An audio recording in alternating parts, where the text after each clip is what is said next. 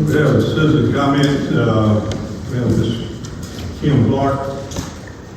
You step there and you might have bend that down so you so everybody can hear you. I'm sure. That's fine. Okay. Well, before I begin, I just want to say, I know the rules for the trash pickup, and I don't need to be reminded. I know that all too well. But however, when the trash is not picked up every week, it's hard to abide by those rules. The trash then overflows. I've heard people say, put it in your neighbor's bin.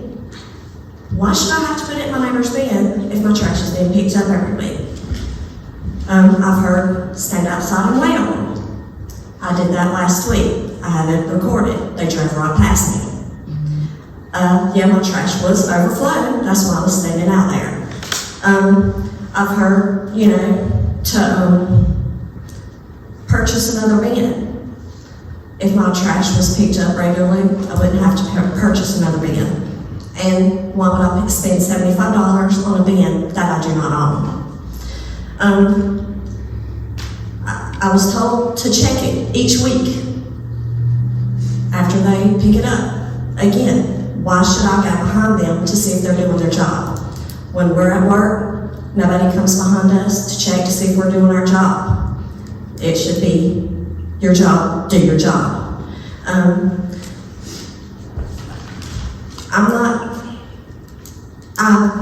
So can someone tell me why I will be held accountable for when my trash is overflowing, but no one is held accountable when they don't pick their trash up every week? We need solutions, not excuses. This problem's been going along for way too long. It started out a long time ago that the trucks were broke down. Now they can't touch the trash. And yes, I know it's because of COVID, but I really think that's run its course by now. The holiday season is coming up. That means excess trash. And we've got to break down all the boxes that we're getting our kids because we know how those pile up. We have to put those in the bin because we can't set them beside the bin anymore because they cannot touch the trash.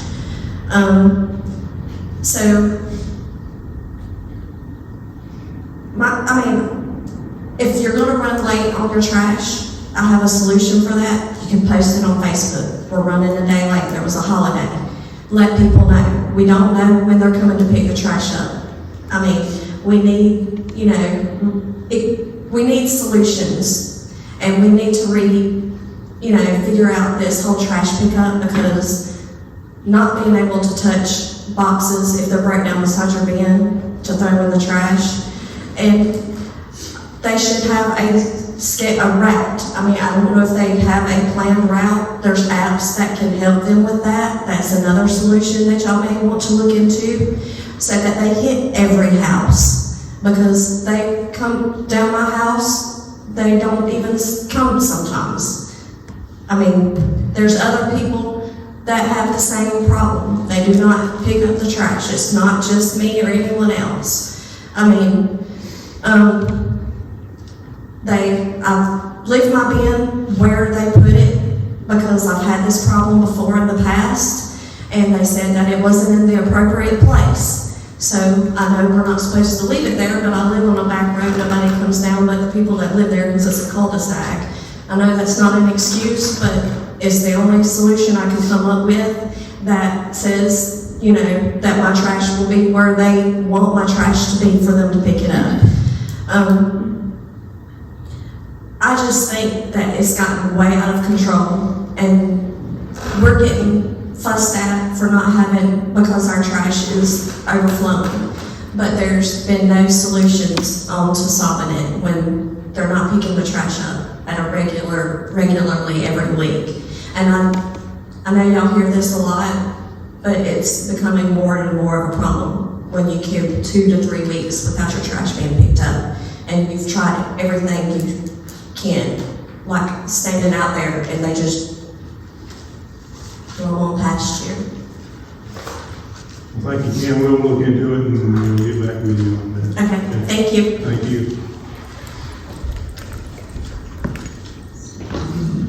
Kim Peterson.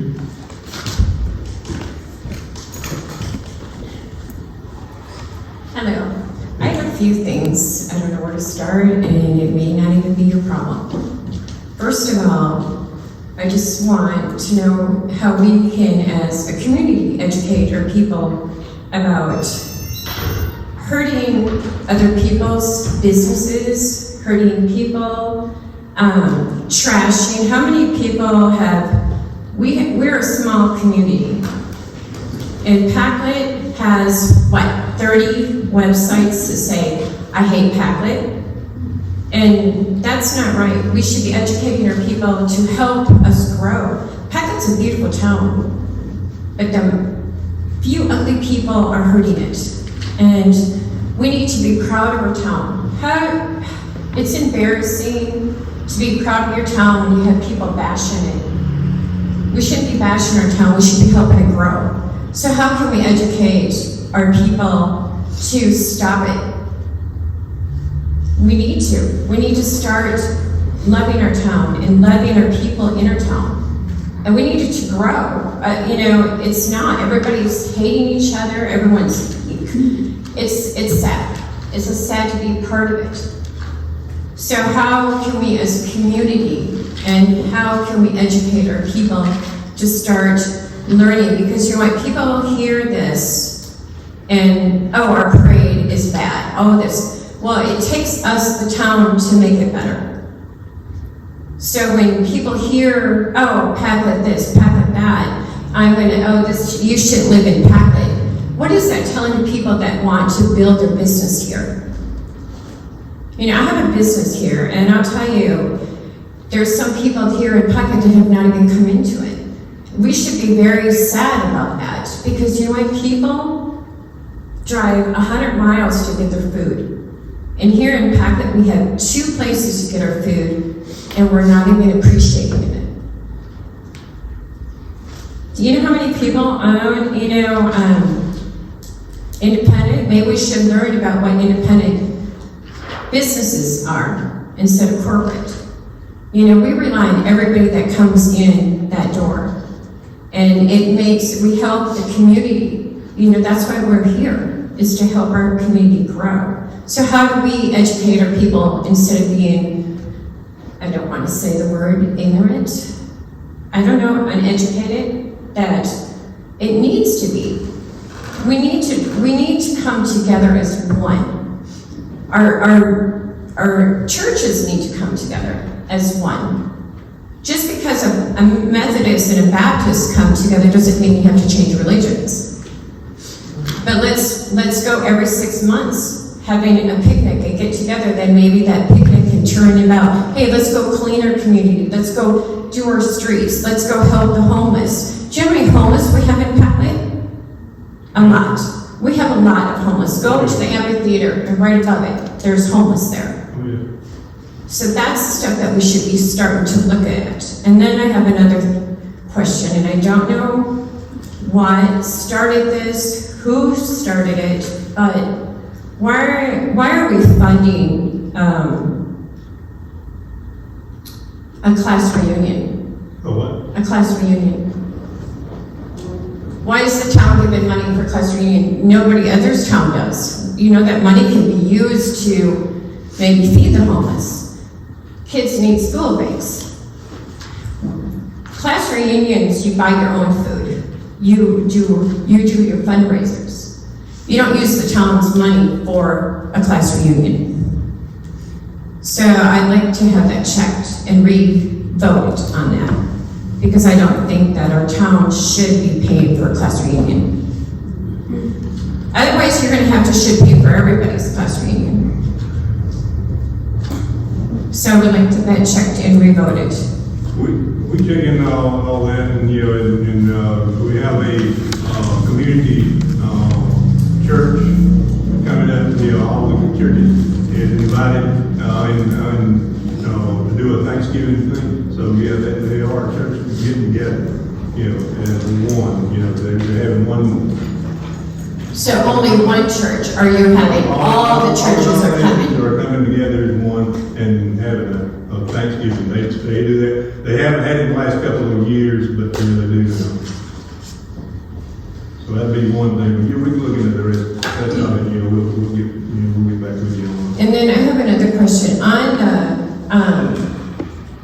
when did it start on the amphitheater that the money goes to the White Rose Cemetery, not back to the amphitheater? It happened back, when your son, okayed it back then. He okayed that to go to the White Rose Cemetery. Right. Okay, well, I like that revoted, because I don't think it should be. Because the amphitheater needs help. And I used to do fundraisers for the White Rose Cemetery. And that's what it should be about, is doing fundraisers and do that. And so on the amphitheater, the person that gets the money, are they a nonprofit, or do we check everything out? Are they legally nonprofit? Because if they're not, then they can get the money and spend it however they want. They're not guaranteed to do that. Yeah, we'll look into that, and we'll get back with you, and I'll find one of those. Absolutely. Thank you. Thank you.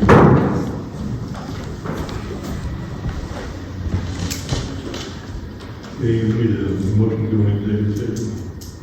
I make a motion to go to executive session regarding personnel. I second. Motion made and second, all in favor?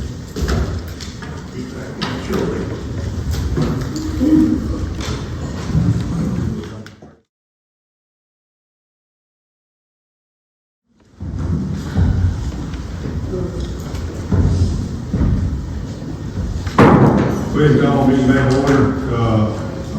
No action was taken in executive session. We'll move on with the approval of the minutes. October 6th. Received on October 6th.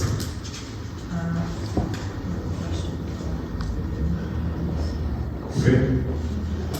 On 14 where it says Councilwoman Sexton motion to terminate the administrator, Mayor Camby informed her council operates under Robert's rules. Can that not be more definite in what the Robert's rules was of why, that's, because it's kind of general. Right, It doesn't okay. really state what the rule was. We'll amend that, and I'll, we'll get that amended, and, so I have to look it up, I have to look at the. Well, that's what I wanted to know, what it was based on. Because what was said was,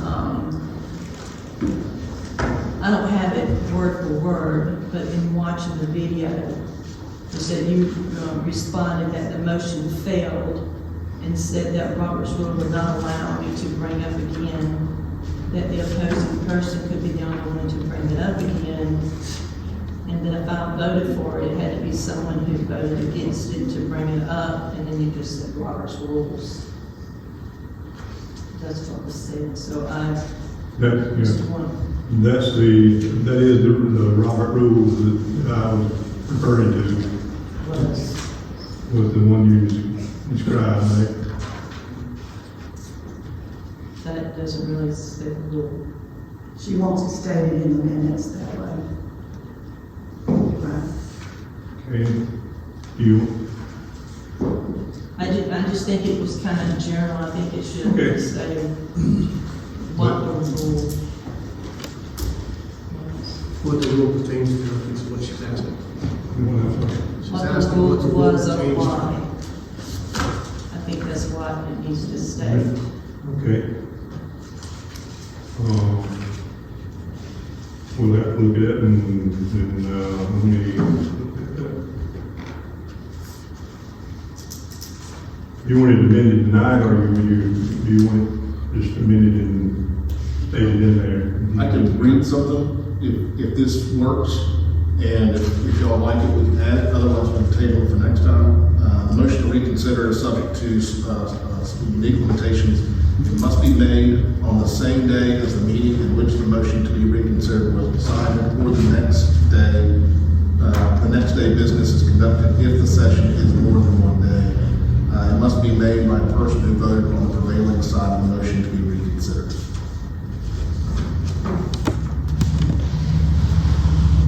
That's what you're saying. Are you reading that from Robert's Rules or town ordinances? I don't have an actual rule on there, and what we try to do is try to find exactly, I'm sorry. No, we were not going by the handbook because he stated it was Robert's rules. I think the handbook says something a little bit different. I don't have mine with me.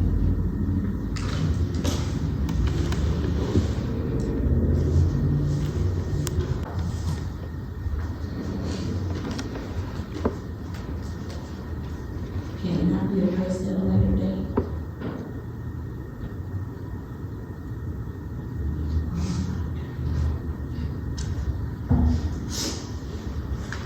You want to do it, I can look at it.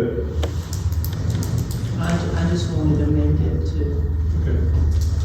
so whatever rule you were stating. Okay, it was Robert's rules, and that, what he read off was, I don't know what number or whatever it is, but I can look at the number and things like that. And we'll amend it to state that. One of the issues, since we're talking about it, I will say that what he read reflects on a defeated motion, not a dead motion. Also, what he read speaks about the same or a continued council meeting, meaning that we had to adjourn because of time, and then we reconvened the following day, a conjoined meeting. So what you're talking about actually means to reconsider within the same meeting, not a completely separate meeting with a separate agenda at a different date. what it says is that you cannot reconsider, the time to reconsider is either done in that meeting or the following meeting that conducts business. And that's the only time that you can reconsider. And reconsider meaning, can only be done by somebody from the prevailing side. Correct. In the same meeting.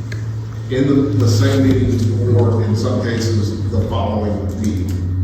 Reconsider, the motion to reconsider pertains to only the same meeting. The following meeting, it would be called a motion to renew.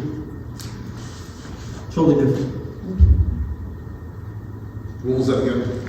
Motion to renew. Motion to renew? Right, so if it was in a separate meeting altogether, it would be called a motion to renew. Am I correct? Yes.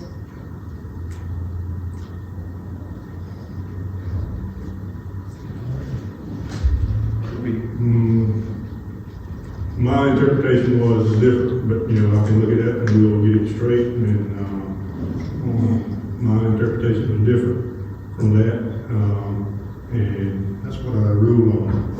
But, you know, we can look at that and, you know, we'll get it straight. And we'll amend that to state, you know, what I read as Robert's rules there in the minutes. Number 14.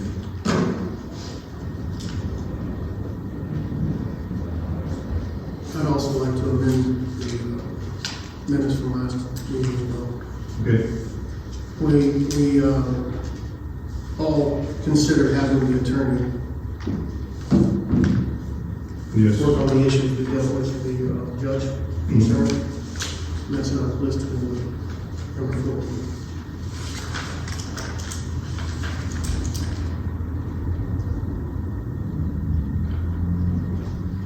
We agreed to contact the attorney and have him start the process. Okay.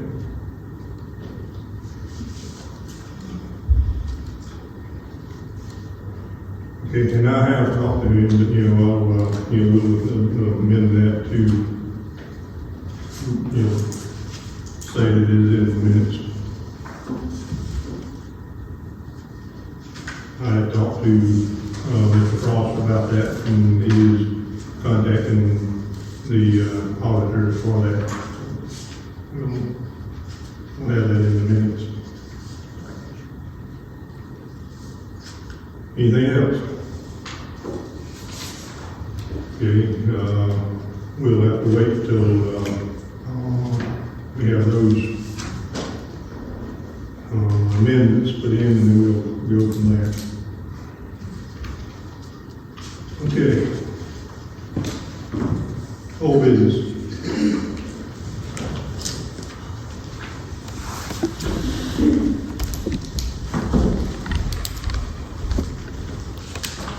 Mayor and Council, at the last meeting, we talked about appointing members to the Planning Commission and the Appeals Board.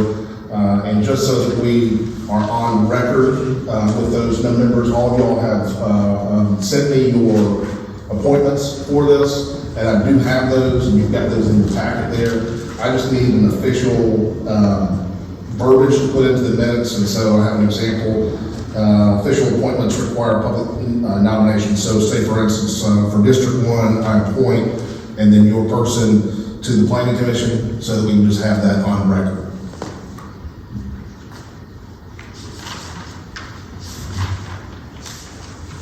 Okay, I'll have that in your packet.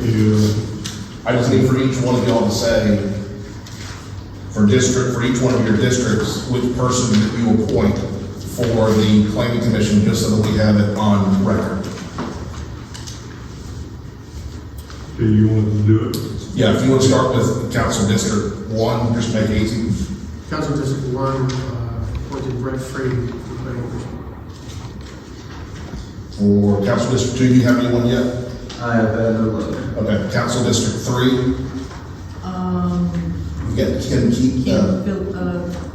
just say I appoint Kim Kiesler. I appoint Kim Kiesler. Excellent. District 4, Angeli now. and for District 5, Caleb Mitchell. Council District 6, and then the at-large position, Mayor. Don Kennedy, Elizabeth Street. Just let it reflect, Planning Commission, we'll have Brett Frady, Kim Easler, Angelique Donnell, is it Caleb Mitchell, Diane Hardy, and Don Kennedy for the Planning Commission. Now on for the Board of Appeals, for Council District 1, I appoint Gordon Erickson. Gordon Erickson, District 3, Kristen Humphries, I believe, was already. yes. I appoint Kristen Humphries. District 4, Mr. Brian Bozart. District 5, I appoint Angela Pilgrim. and District 6, Buford F. Smith. and the at-large position, Mayor. Chris Harris. So that's Gordon Erickson, Kristen Humphries, Brian Bozart, Angela Pilgrim, Buford Smith, and Chris Harris. And those are the Board of Appeals nominations that will be the group. Each one of them's term will expire on the same time in which y'all's term expires. And so once you are reappointed, you'll have to reappoint that individual person to go back onto the group, onto the boards there. Is it a 2-year commission? What's that? It's a 2-year commission. Is it a 2-year commission? Every 2 I years. thought it was, It goes with your, with your term. You were, Okay. it'll be a 3-year. Every 4 years. 4 years. 4 years. Now that we have that set up, I'll go ahead and I've already contacted Jeff Shacker on putting together trainings for both the Board of Appeals and the Planning Commission. We can possibly do those at the same night if we can get everyone to come, but we're trying to set up multiple dates to go ahead and set those in place. Moving on to the HVAC bids for Town Hall and Police Department. CWG at $79,806.29, General Air $94,484. That is a different number than what y'all had originally had sent out. I had them updated, and because of the fact that we've waited a month, the price did go up. So it just went slightly, not much, but there's this $94,484. And then priority is $79,270. I have sent an email to Priority to confirm that amount is still the same. I have not heard anything back from them on that. Even though Priority is the lowest bid, when we had asked them to look at the HVAC system, was trying to combine some of the units, and so instead of having 5 units, to try to reduce that down a number. And so the only two on the list who kind of followed the directions on there were CWG and General Air. And so I'm recommending that y'all move forward with CWG. It was also the grandson of the contractor who originally installed the HVAC system that's upstairs. Any questions?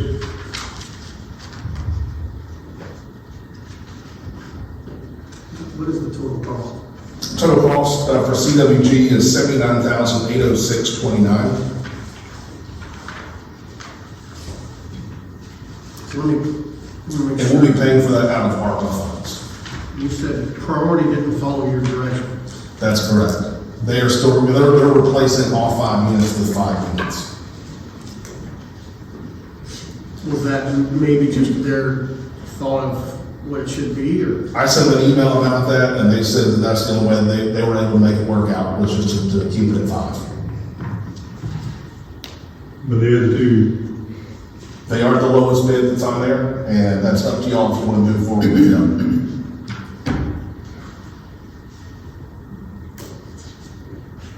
what was it, again, the total on CWG? The total on CWG is $79,806.29, and the total on Priority is $79,270. It's a little over $500 difference there. The only thing I'm a little bit concerned about with Priority is I sent them, I talked to all of them in the last 2 weeks and asked them to make sure that their bids are still valid for today, since we're voting on them today. And CWG said it did not change. General Air had a slight increase on there. Priority has not responded to that.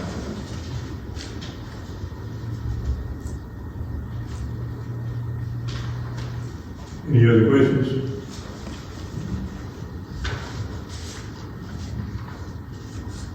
Need a recommendation? I make a motion to approve CWG Heating and Air, bid from them to. I'll second. Motion made and seconded to go with CWG Heating and Air. Keep in mind that is both town hall and the police department, so we do it all at one time.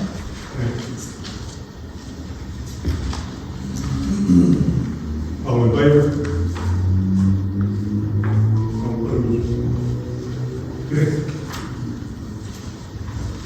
Okay. New business. Consideration of approval of opening an account with the South Carolina State Treasurer's Office Local Government Investment Pool. This is an organization, it's under the South Carolina Treasurer's Office. They're the ones who maintain the fund.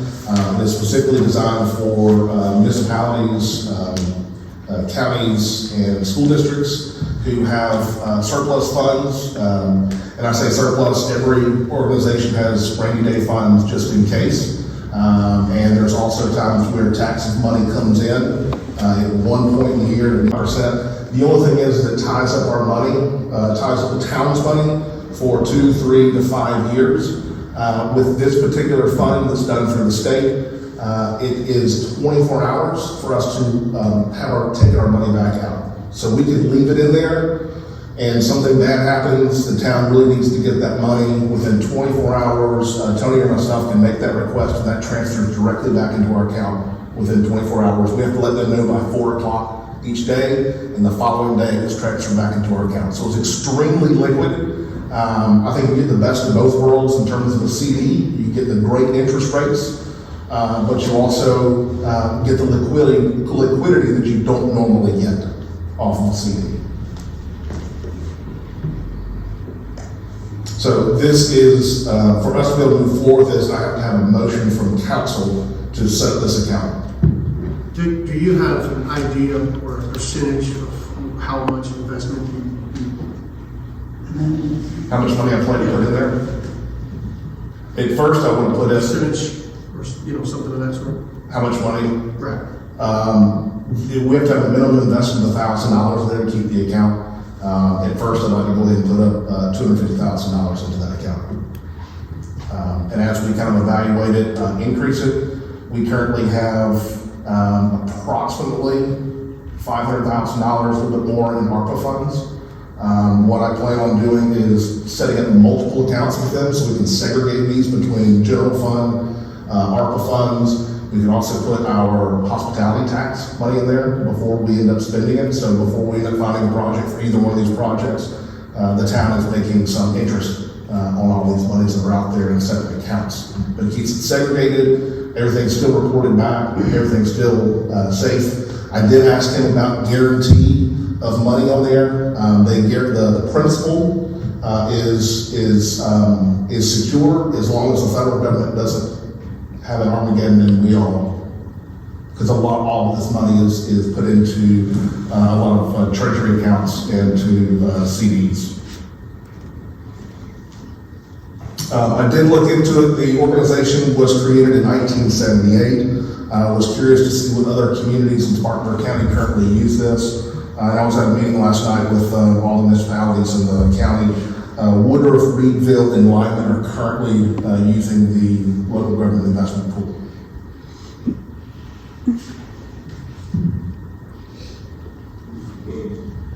Questions? I'll make a motion to approve overhead accounts. Local government check. I'll second. Motion made and second, approve. All in favor? All opposed?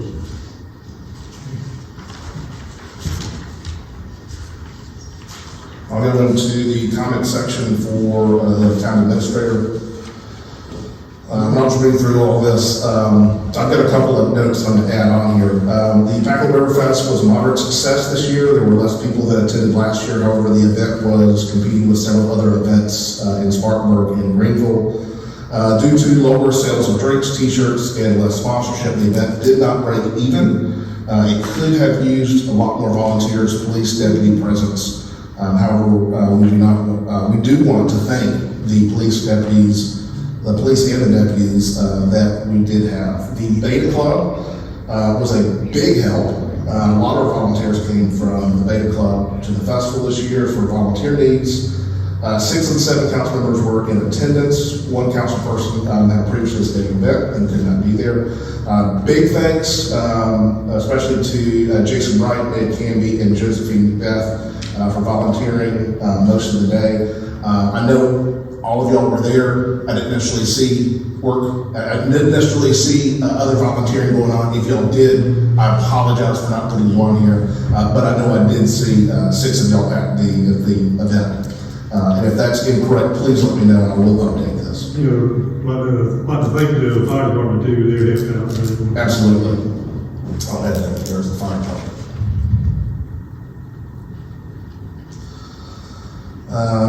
The event was not perfect, but considering the late start, also been a key employee, low sponsorships, low volunteer turnout, the event still came together in the end. Next year, the event will be much better planned.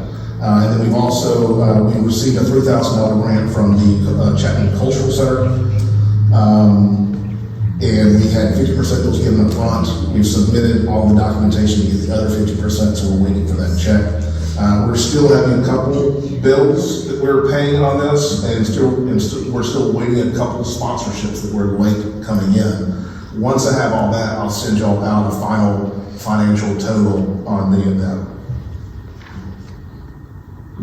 I've had initial conversations with Mr. Lyles regarding the Cawthorn project. Sorry. Before the festival, we agreed to put some extra monies into the account. Is that going to cover that? Or do you anticipate needing more? So the council agreed to transfer over $6,500 on there. There was already approximately $4,500 in the account going into it. Right. So the account's not going in the red. Yeah. It's just some of that $4,500 that we have as a buffer on there, maybe a little bit less going into the next festival. Okay, so We're not defaulting, or we're not we're not having check balance. So there's enough money in there to cover. There's enough money in there to cover it. It was not profitable, so to say. Correct. No profit can be made, it always goes to the next year, but. Right, that was the point of the idea I was talking to Paul and Anna was to get it all covered in terms of cost at the start of the festival. And then anything that was made off t-shirt sales, drinks, and other things would use to cover the festival for the next year. What was the shortfall? What was this? What was the shortfall for this year? The shortfall, the amount, that's what I want to wait on, because there still a couple of bills that came through, and we're still waiting for a couple of sponsorships to clear on that.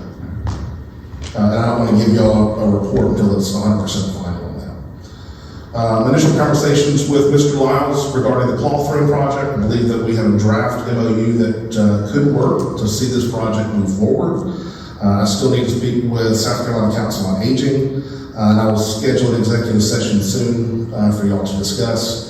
I've recently had another developer who's interested in doing some work in Pacolet, and has told me that if this doesn't work with Mr. Lyles, that he's interested in taking over as well. Met with Rich Anderson of Southern Engineering on site to review the Riverwalk Project. He's putting together some cost estimates on a phased approach, working with Spartanburg County, the original architect, on updates to the site configuration. There was a question at the last council meeting on putting buildings on the flats down there. As of right now, the property is in a floodplain. And however, it has not flooded there since 1903. What Mr. Mark Peterson recommended as he's doing the development at Clifton Mill site is you can get a study done by an engineer and evaluate the fact that the wall that's down by the river, as well as the dams, and the fact that it has not flooded since 1903, they can reevaluate the floodplain and change that. They did it for the Clifton Mill site and enabled him to develop a much larger section up there. So right now I'm getting some estimates from our engineer on what that cost would end up being. Code violation letters so far that have been sent out is 142 McGill Street. Y'all may be familiar with the Sunny Acres Road where it looks like someone was evicted. There's a lot of materials, beds, shelves, trash, all that kind of stuff that's on the corner of McGill and Sunny Acres Road. A letter has been sent to that address for code violations, as well as 248 Green Street. I believe the last council meeting, Patricia Camore came by and made some concerns about the property next door to her, and a letter has been sent to that address as well. I have a recommendation from a council member to start putting together a demolition list of properties in the community, some vacant properties, old homes, that no one's existed there. And so I'll be getting together with Mr. Berry and starting to draft a list of homes that we can potentially acquire and demo. We'll work with our attorney and make sure everything's done correctly. At this time, if Mr. Berry wants to make any comments on his current work that he's done, you can come up real quick.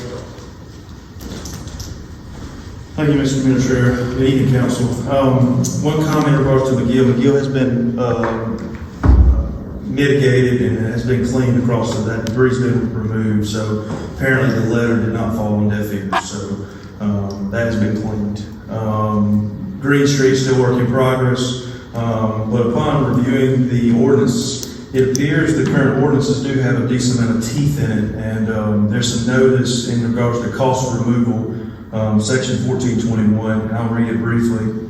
If after notice the owner fails or refuses to clear the property or abate the nuisance, the town may go upon the property to correct the conditions, and the cost of such shall be a lien upon the property and shall be collectible in the same manner as municipal taxes. That's in regards to the notice of certified letter that can bounce 5 times based on the USPS service. And if it still does not bounce and is still rejected or not received, then we'll post it with a pink placard, yellow placard, etc. for another 15 days. And at that point, the council then can make a motion to enter upon that property, subcontract or perform the work themselves in order to clear the property, and then that work and cost would then be held as a lien against that property and or collected upon the taxes. So the ordinance does have a decent amount of teeth to allow some relief to Mr. Moore at that location. So we're not going out of our way to create any new ordinances for no disrespect to her, but for a special person, it's already in our current ordinances. And following up on Mr. Administrator's comments about the list, we spoke earlier today and the day before, getting with the attorney to figure out the procedure in order to get a streamlined approach so we don't mess up a couple of times. We can approach with the same procedure each property, and there's no favoritism for any structure we approach. So we'll probably get with him it's Thursday, probably maybe next week if he's available, for some discussion and figure out his procedure that we'd like to see. So how are you acquiring the list of properties? Do we need to share with you some properties as well? That would be fine. That would be fine if you could generate a list. The list has already been provided. I'm not certain on the exact address. The administrator has provided me an email list of those properties. I'm not exactly certain where those may have came from, if it's just complaints from citizens, et cetera, or drive-bys of observing that. But if you guys definitely have anything in your district that you would like to see that we can approach and attack, we can approach each one. A lot of that done by just kind of drive-bys. I went down Oak Street, I think there's 2 homes and possibly a church maybe there. But they're just kind of driven around the community and identified. I know there's some down in your district, as soon as you turn off of 9 right there. But if there's other ones out there, I think there's one on Walker Street that the mayor let me know about. But there's other vacant properties, and there's another one on Stone Street as well. But any of those that y'all can think of that are vacant, no one's living there, dilapidated, falling apart, we can start the process of acquiring and demoing those properties. Any other questions? Thank you. The individual responsible for the damages to the Clawthorne has had an adjudication hearing on November 1st at the solicitor's office, and we have been asked to provide a cost estimate for our out-of-pocket expenses. I will work with the solicitor's office on that. I have not checked back in with them to see, but it was an adjudication hearing is when you go and say, I'm guilty, and I did it. And so working to know what the cost is and what they have to pay in restitution on there. One individual? They mentioned only one individual. Well, we were understanding it was about 8. I think only one of them was above age. Okay. So the rest of them may be with Department of Juvenile Justice. Okay. So only one of them maybe was above the age 18, so that's the only one that's charged. There was not actually nine individuals involved. They only mentioned one name, and I don't have that on the list right here, but. I'm gonna assume that was the only one that was above the age of 18. With ongoing complaints regarding garbage collection online, phone calls, we regularly get phone calls on this. I suggest either the council consider updating the guidelines, or I can provide additional education information, videos, flyers, etc. out there. If you'd like, I can look into this. I can talk to Travis a little bit and see if he has any recommendations on this. Can we get back to using our text message service? What is this? What is it, Text My Gov? They have the Text My Gov? We already paid for that, haven't we? What was the question on Text My Gov? Can we start using that because the lady has spoke about the trash service delays or days it's not being picked up, so they can plan around it. That's just one way to kind of utilize that again and kind of help out some confusion. So what he's saying is if we foresee a delay, Text My Gov will send a message to each individual that has signed up for that service. I've added that to my list, and what we'll want to do is putting together something, as we know when the, like for instance, if they're out on Monday, if they're out on Tuesday, they know that the following day, and I'll put together some type of graphic, so it's very easy to understand that, and we can definitely put that on text myself. But if you don't mind, I can talk to Travis and come back to you with some potential suggestions on this, and that's all I'm asking for at this point. Or do you say, the guidelines are perfectly fine where they are, and some people need to be better educated on how the guidelines should be done, or how they should be enforced. I mean, if there's room to improve, cool. Okay. Here's some work, talk to me if you feel necessary. I'll talk to Travis and see if there's some updates or suggestions that y'all can consider for next week. It's the same thing. Council Administrative Retreat, Saturday, November 5th. That's this Saturday at noon. It'll be at the Montgomery Building. The starting of 2 new committees. The Christmas Committee will meet on November 9th at 5:30. The History Committee will meet on November 8th at 5:30. Both will be held here at Town Hall. The Christmas Committee will do the organization, decorating, kind of the placement. They're a lot kind of helping me out to understand what is normally put up, how it's normally displayed, how it's all kind of laid out, as well as kind of helping to kind of get everything all out there. I'll be working with Travis and Mike and going through all the decorations next week, seeing what needs to be updated, what needs to be repaired, what needs to be thrown out and reordered.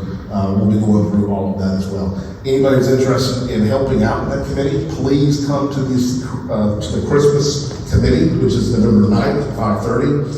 The History Committee will be going through items down in the basement to see what is of historical reference that we need to keep, we want to share with other generations that are coming, that want to view this information that's out there. It'll also be updating the museum as well. So either one of those, if y'all can come to those, help us go through and see what down in the basement can probably be kind of moved off into the historic dumpster. One thing I want to do is, just so y'all know, all those records that are all down there, if the town has them, the town has to provide them.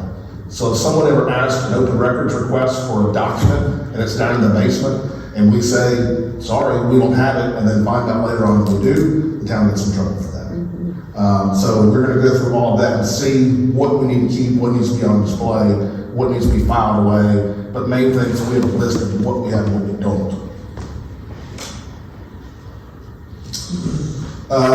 Final Form 1023 paperwork for the 501c3. We talked about that at the last meeting. The process normally takes 3 to 6 months for them to review and ask questions. The proposed name is the Pacolet Thread, after the cloth community here. That can always be changed down the road once we kind of get up and operational. But this group would be to run community events in town, as well as to help fundraise for various projects that we'd like to see above and beyond what the town can provide. Posted an RFP for town hall exterior work. That's painting, wood repair, gutters, downspouts. And y'all should have that ready to go. I believe the 18th is the last date that they can turn in those bids. I'll review those and get those ready for the next council meeting. That also is covered under ARPA funds. If y'all have anybody that's interested, there is contract information or bid information that's available on our website. Mitigation strategy update was required for us to receive additional FEMA funds in the future. That report's been updated. After a lot of applications and interviews, we were able to bring on a new employee. Her name is April Trammell, and she will start November 14th. And due to the fact that she's going to be paid the same thing as the last person was, and with the gap from previous employee to now, we'll actually be under budget on costs for that particular employee. We have reached out to the One Spartanburg Chamber map and resource guide reached out to us to see if we wanted to advertise in their Newcomers guide, and so I put in an ad for that. So when that comes out, you will see that. This is something that's extremely important. Developers have been asking me about this. I'd like to have the approval from council to seek bids on a master plan and comprehensive plan, which both are out of date. This procedure would involve not just council, but anyone from the town of Pacolet who wishes to participate in the future planning of the town. This would also involve the planning commission.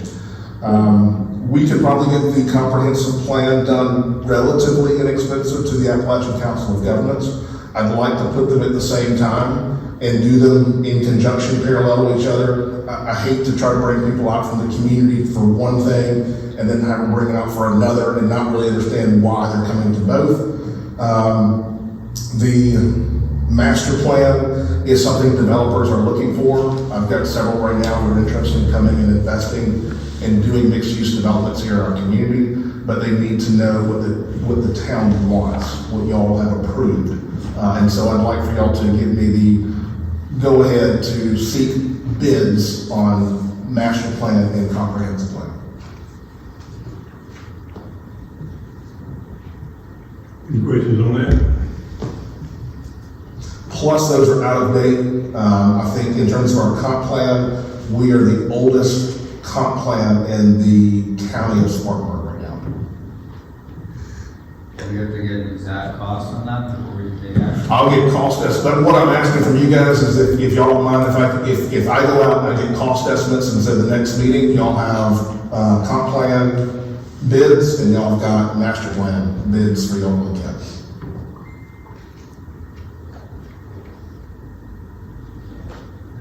You don't need a motion. Was that, I just need kind of like y'all are okay with that? Yeah. Okay. I don't want to go out there and get this information and then y'all have no interest in doing master planning or comprehensive planning. But you're saying you already have one of each. No, I don't have any of them. What I've done is I need, the ones we currently have are very much out of date. That's what I'm saying. And so we need new ones. When I first got on, I reached out to the Appalachian Council of Governments and they did our last comp plan back in '99, I believe. And they can come back and update it at a much lower cost than private groups can. But the master plan would be something that we would partner with Pacolet Milliken and with Lockhart Power and do a master plan for the entire town, including the 450 acres that are owned by Pacolet Milliken.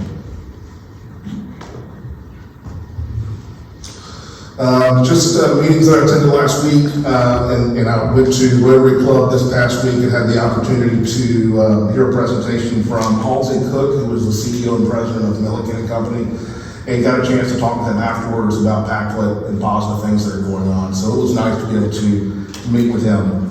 Community leadership meeting with the library, one Spartanburg, phone conversation, Benjamin Mays Resource Center board meeting. And I'm just going there to represent, and if there's anything that they need from the council, I will bring that back to y'all. I'm meeting with Cole Alberson, who's the county administrator, Pacolet River Fest. Great meeting with the M. Peters group. He's doing, I think he's got about 10 different developments, and there are various mill sites across the whole upstate. And then there's one in Anderson, there's several in Spartanburg, there's the Clifton Mill site. He's interested in doing a project here in our community. He has access, or anybody has access, within 1,000 feet of a mill site, there are 25% tax credits on any work that's done as long as it's eligible for the redevelopment of that mill site. Then the mill doesn't have to be there. So in our case, since the mill has already been torn down, it still qualifies for these tax credits.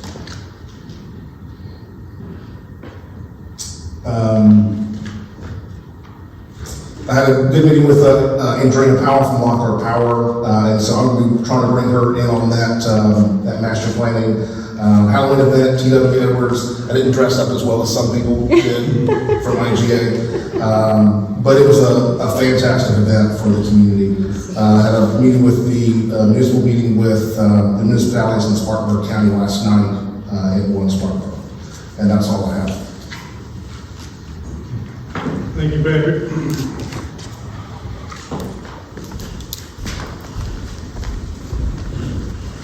Yes.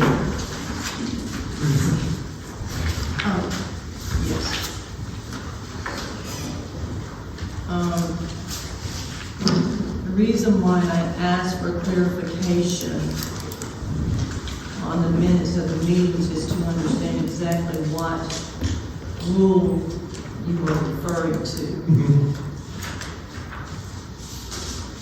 Which at the time I didn't know, so I did some research and looked it up myself. And you were referring to,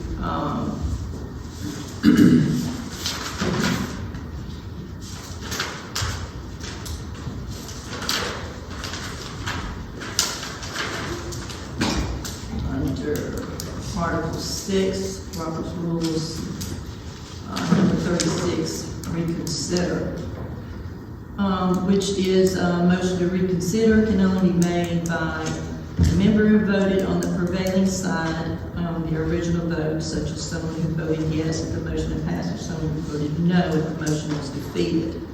So you were right in saying what your motion was to reconsider. However, I was not bringing forth a motion to reconsider. What I was bringing forward and what I can do is a renewal of the motion. I can bring the motion back again as stated in section 38. So because I was denied my right to bring that motion again, I choose to do so now. And I make a motion to terminate the administrator's contract. Motion made to terminate the administrator. Have a second. I'll second. Motion made and seconded. All in favor? All opposed? You have a reason why you get to say that. Well, because it was my right to do so, and I was denied it at the time. Okay. And your reason for it was not correct. It was incorrect. That's correct. Do you need to everybody closet need that? Yeah, it was my opinion based on section 2-88. Okay. Do you have reason? I just gave you Okay. What? section 2-88. That's my opinion. Of what?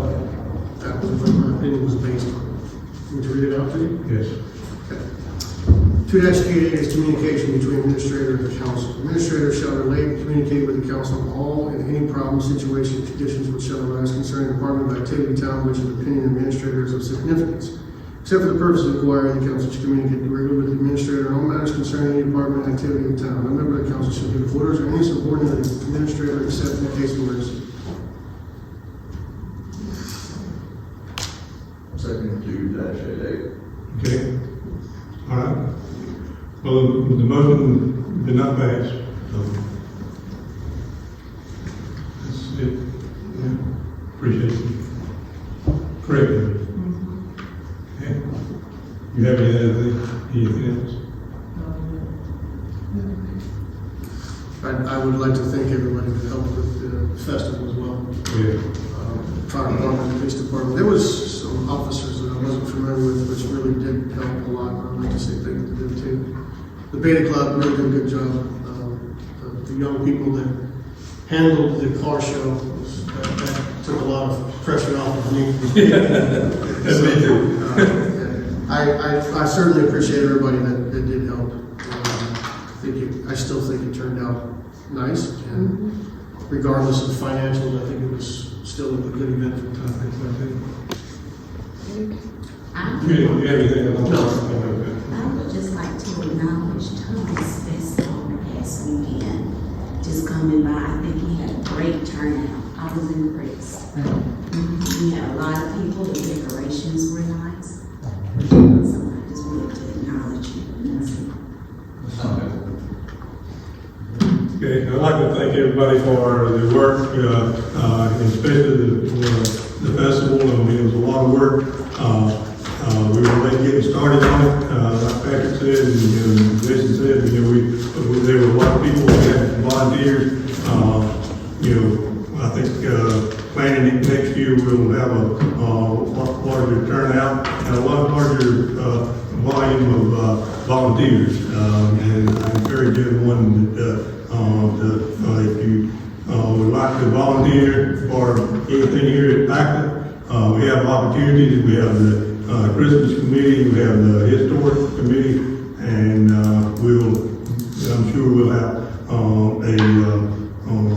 lot of things happening with the festival coming up this year. That's all I have. I make a motion to adjourn. Second. Motion made second, all in favor?